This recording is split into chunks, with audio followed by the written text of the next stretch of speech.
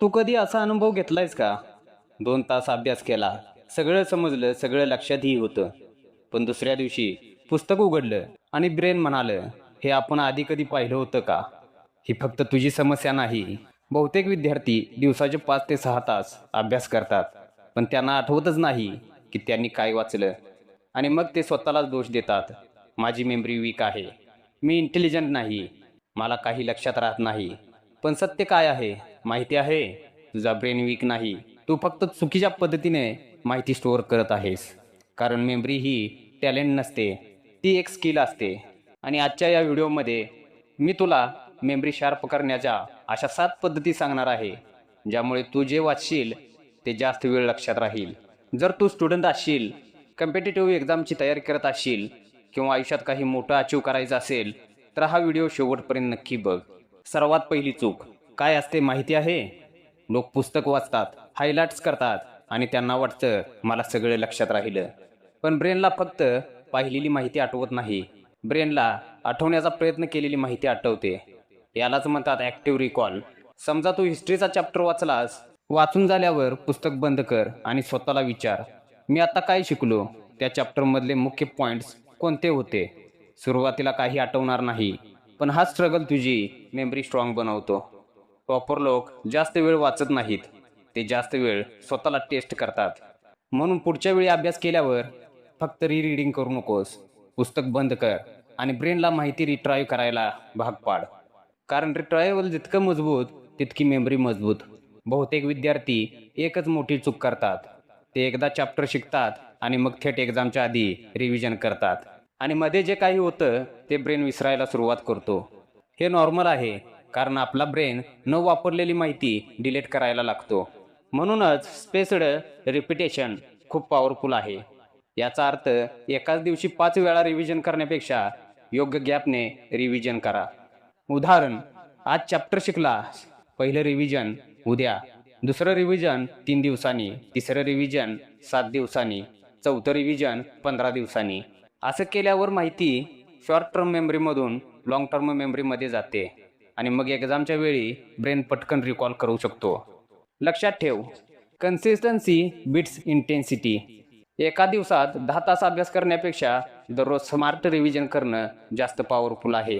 तू अभ्यास करताना दर 5 मिनिटांनी फोन चेक करतोस का? Notification, Instagram, WhatsApp, YouTube shorts आणि मग पुन्हा पुस्तक. ही सवय मेमरीची सर्वात मोठी एनिमी आहे. कारण प्रत्येक वेळी फोकस तुटला की ब्रेनला पुन्हा कॉन्सन्ट्रेट व्हायला वेळ लागतो. याला अटेन्शन रिसिव्ड म्हणतात. तुझं शरीर पुस्तकासमोर बसलेलं असतं, पण ब्रेन अजूनही रीलमध्ये अडकलेला असतो. आणि अशा वेळी वाचलेली माहिती डीप मेमरीमध्ये स्टोअर होत नाही. म्हणून अभ्यास करताना फोन सायलेंट नाही, तर दूर ठेव. एका वेळी फक्त एकच काम कर. जेव्हा फोकस डीप असतो तेव्हा मेमरी शार्प होते. कारण लक्ष जितकं मजबूत तितकी आठवण मजबूत. आपला ब्रेन शब्दापेक्षा इमेजेस जास्त चांगल्या लक्षात ठेवतो. म्हणून प्रॉपर लोक माहितीला पिक्चरमध्ये कन्व्हर्ट करतात. समजा तुला सोलर सिस्टीम लक्षात ठेवायचं आहे, फक्त शब्द वाचू नकोस. मनात प्लॅनेटची इमेज तयार कर, त्याची पोझिशन इमॅजिन कर. किंवा बायोलॉजीमधले प्रोसेस शिकत असशील तर त्याचा मूव्हीसारखा विचार कर. जितकी माहिती व्हिज्युअल होते तितकी ती जास्त काळ लक्षात राहते. म्हणूनच आपण चाइल्डहुडमधल्या अनेक सीन्स लक्षात ठेवतो, पण काल काय वाचलं ते विसरतो. कारण सीन्स इमोशनल आणि व्हिज्युअल असतात. पुढच्या वेळी अभ्यास करताना माहितीला स्टोरी किंवा इमेजमध्ये बदल. तुझा ब्रेन ती पटकन पकडेल. बऱ्याच विद्यार्थ्यांना वाटतं जास्त जागलो म्हणजे जास्त अभ्यास होईल. पण सायन्स काय सांगतं माहिती आहे? स्लीप म्हणजे मेमरीची सेव्ह बटन आहे. तू दिवसभर जे शिकतोस ते झोपेमध्ये ब्रेन ऑर्गनाईज करत असतो. जर झोप कमी झाली तर माहिती प्रॉपरली स्टोअर होत नाही. म्हणून काही विद्यार्थी रात्रभर अभ्यास करतात, पण दुसऱ्या दिवशी पेपरमध्ये ब्लँक होतात. कारण ट्रायड ब्रेनला रिकॉल करायला त्रास होतो. 7 ते 8 तासाची झोप ही लक्झरी नाही, ती नेसेसिटी आहे. प्रॉपर लोक फक्त हार्ड वर्क करत नाहीत, ती रिकव्हरी पण सिरियस घेतात. म्हणून जर तुला मेमरी शार्प करायची असेल तर रात्री उशिरापर्यंत स्क्रोलिंग बंद कर. कारण स्लीपी ब्रेन कधीच पीक परफॉर्मन्स देऊ शकत नाही. ही टेक्निक खूप पॉवरफुल आहे. जेव्हा तू एखादी गोष्ट दुसऱ्याला समजावतोस तेव्हा तुला स्वतःलाच कळतं, मला खरंच समजलं आहे का? याला फायमन टेक्निक म्हणतात. समजा तू फिजिक्समधला टॉपिक शिकलास, आता तो टॉपिक असा एक्सप्लेन कर जसं तू 10 वर्षाच्या मुलाला समजावत आहेस.